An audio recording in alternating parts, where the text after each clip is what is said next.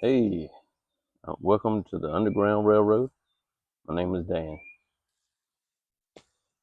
and I want to talk to you today about a little bit about money. Uh, Had a guy today stop me, and he said, "Hey, man, I wanted to see if you would talk to this guy. You know, he's got some money, blah blah blah, and he wants to know what to do with it." And I'm not a financial advisor, uh, and I told him that, but I told him that I would tell him what I would do.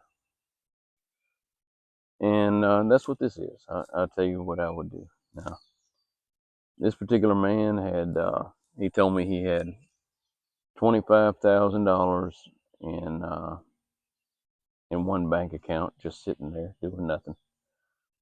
And in another bank, he had about 35,000. And this particular man, he was probably 70 or he was approaching it. And his job doesn't pay very well. But he told me that I said, "Well, you got any debts?" He said, "No, I don't have any debts. My house is paid off. I don't know what his living arrangements are. It might not be maybe what you would like or what I would like, but he said he doesn't owe anything on it anymore. And well, his wife's got a truck note. He said that's it." And so, based on what he was showing me and what he was kind of telling me, he's probably been,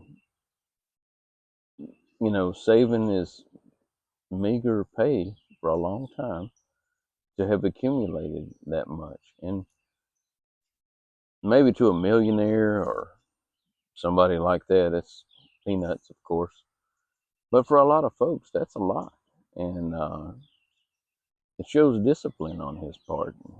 It's admirable, really. But anyway, this money that's just sitting in these bank accounts is just dormant and doing nothing.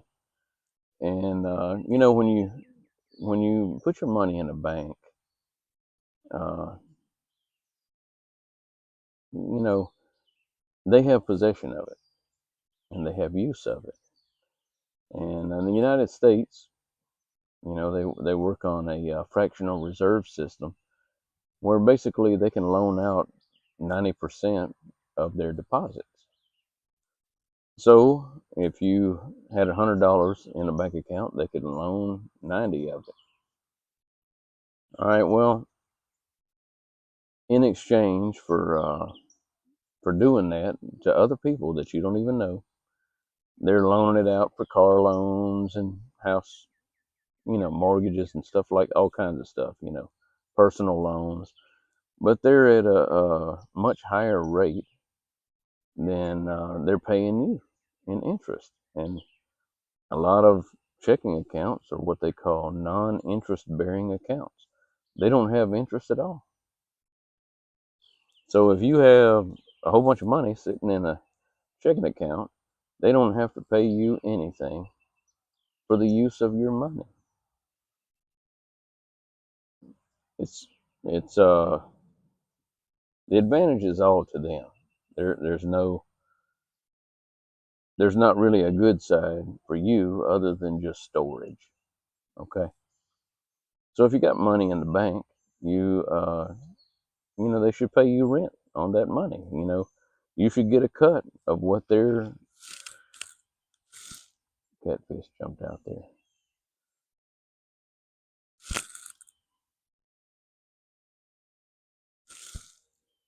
Anyway, if they're loaning stuff out at 7% to these other folks, and those folks got to pay them 7%, and they're giving you 0.10%, that's not right, man. That's just not. That's their business, and those folks don't have to sign for those loans. There ain't nothing wrong with that. They agreed to it and they got to pay it, or the vehicle can be repossessed or whatever. But that's what they're doing with your money. So this particular guy, he's got, I guess, $50,000 just sitting around. And I'm sure the bank thinks that's great. Just keep stacking it in there, and we're going to keep loaning it out to other folks and making money off of it. So it's it's not margin for them, and it's not borrowing, in a literal sense. But if you walk in there and deposit $1,000, basically what you have done is extend them a loan for $1,000, and they should pay you for that. They should. And a lot of, a savings account or different accounts, they will pay you a little bit, but it's not much. Okay. So how to get, how to do things that smart folks do. Okay. Well,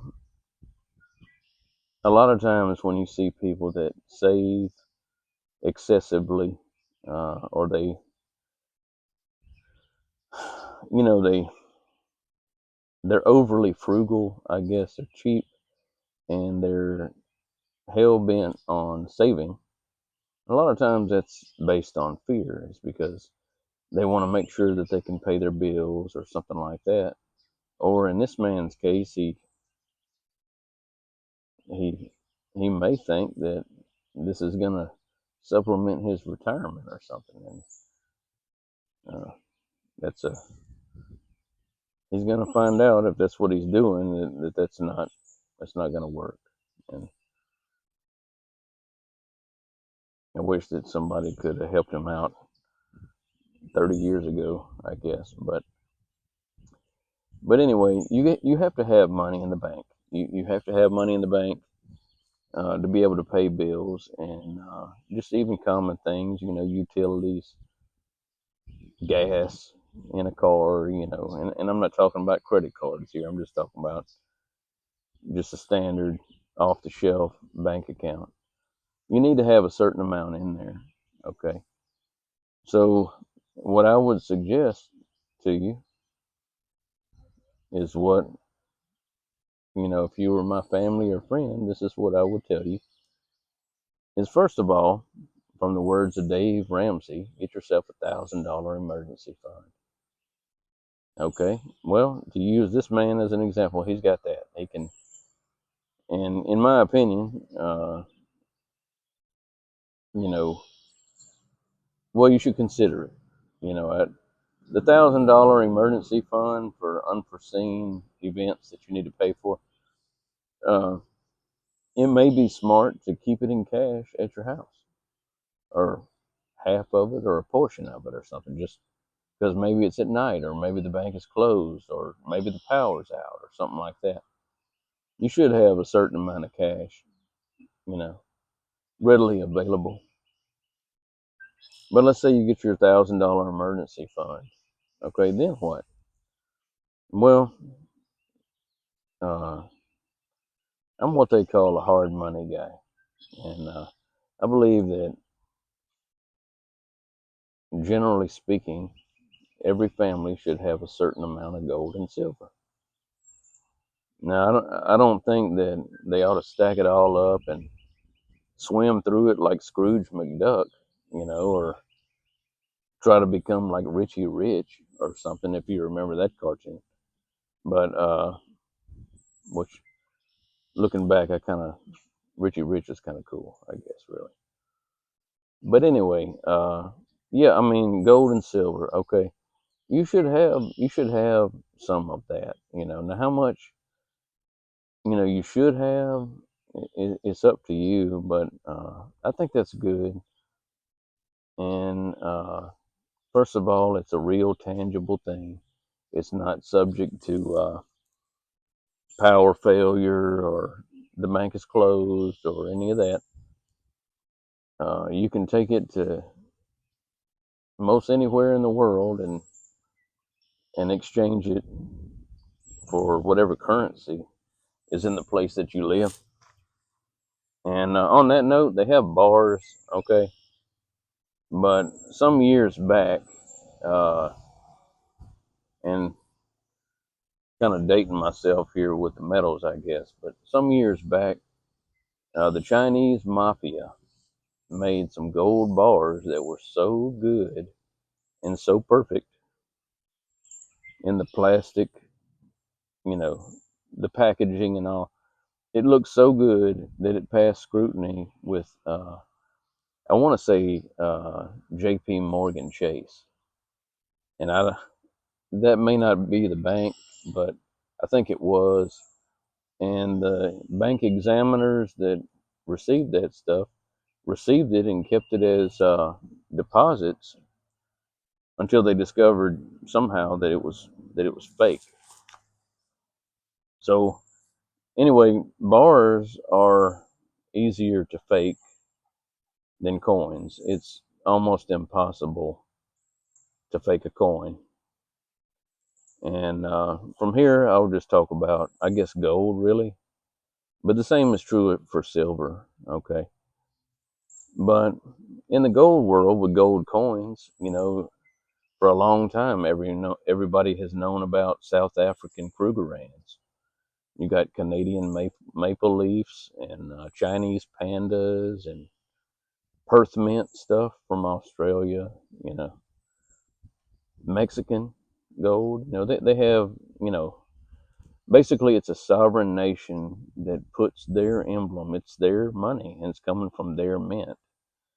And so, if you show up and you want to do business with me, and I see, first of all, it's a coin, not a bar, and it's coming from a nation and from their mint, it has a lot more clout than if you show up with a handful of gold chains all wadded up and you want to conduct business. It's going to be a whole bunch of questions, and I'm going to lowball you. And, I'm speaking of myself, but I just mean, a pawn shop, coin shop, gold dealer, anybody like that. They see a bunch of watered up junk gold chains. They're going to try to get that stuff for scrap. Okay. It's not the case with coins that come from a sovereign nation. And there ain't nothing wrong with Krugerrands or maple leafs or any of that other stuff that I talked about. But I'm American, and I like American stuff. And I'm also ex-military.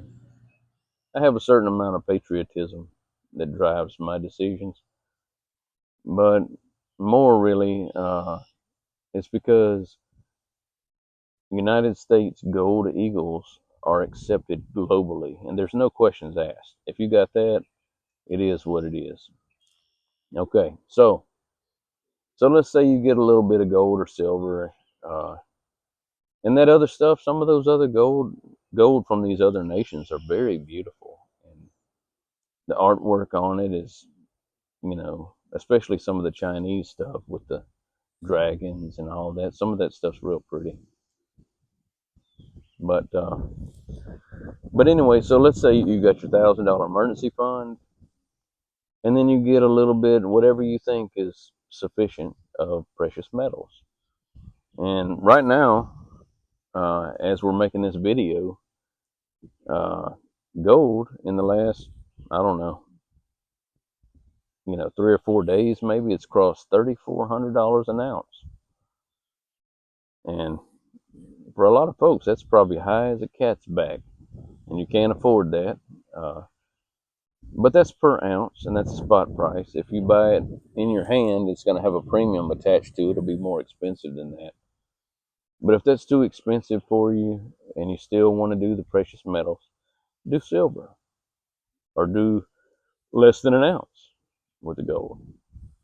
Ain't nothing wrong with that. Another reason why I like metals and I recommend metals and suggest it to others is because it's more difficult to spend.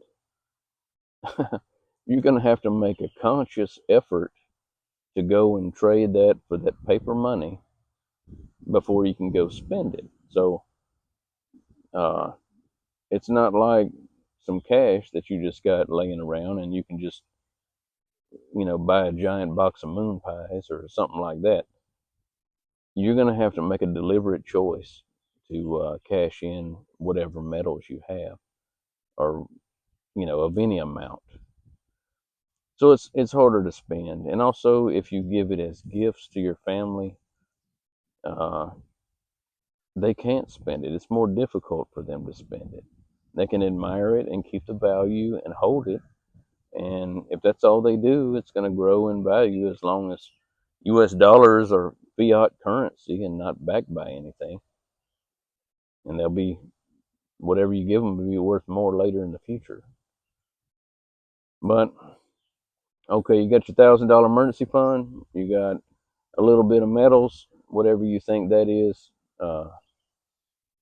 Then what can you do? Well, you can beef up your emergency fund a little bit. You can make it so that you can pay all your expenses for 3 months, maybe. Okay, or maybe even 6 months. It may take some time to build all that up, and if your income is not real high, or you don't have uh, side hustles or second jobs or any of that, or you're struggling, just to make it right now, uh, your ability to save up that much, it is probably going to take some time. But that's a good thing, and it seems like maybe that's not fair. Why is it taking me so long to save up this little $1,000? Why this is taking too long? Well, if it was easy, then and quick, then you would never develop the habits, and you would never have the self control for you to get anywhere in regards to money. You know, some people think that, oh man, if I just had more money, things would be so much better. But most people don't like money. Most people, they actually hate money. They don't even want to touch it. As soon as it touches their hand, they try to get rid of it as fast as they can. That's a fact. So the diligence and time that it takes to save up that money, you're developing habits and self-control, and you're giving more thought to what you do with your income, and those are all good things. So you can build up your emergency fund. Okay, well, uh, after that, or at some point in between, another good thing that's well known is to buy U.S. treasuries. These are U.S. savings, bills, notes, and bonds that have different terms and durations. And the rates, they auction them every Thursday, and the rates change. And you can just Google it, you can see what the rates are. And when you go to buy, you can buy the maturity that you want, or you can buy the yield that you want. You can just go for the highest yield if that's your thing. But anyway, so you can start buying that. Well, in recent times, the last couple years or so, I mean, treasuries have been 5%. Another catfish out there, but they've been 5%. They've come down a little bit since then. They're like at 4.3, I think, today. But buy some of those. If you buy them on the shorter end of the terms, then you can have regular income from that every month, every 4 weeks or 8 weeks, the whatever term that you choose, and you can have interest from that. And then if you get into a game of comparison and you say, well, 5%, I can get 5% on a CD at the bank. Well, that's true, you can. But a lot of finance is comparison and decision making. And if, let's say, treasuries are 5% and a CD is 5%, well, which one is better? Okay, well, what are the tax implications of that? how readily available is it? Well, uh, with the CD, they have early withdrawal penalty, and that's when they, do a holdup on you and take some of your money just because you didn't hold your end of the contract, the term of the CD. So they'll do that. They'll stick you up and take some of your money. Also, the interest that comes from the CDs is subject to federal, state, and local taxes. U.S. Treasuries are not. They're only subject to federal tax. They're exempt from the state. Okay. And also, there's no early withdrawal penalty. Not at all. And the market for U.S. treasuries is global. Okay. So we can talk more about something a little bit more advanced another time. Uh, Ways for you to grow and,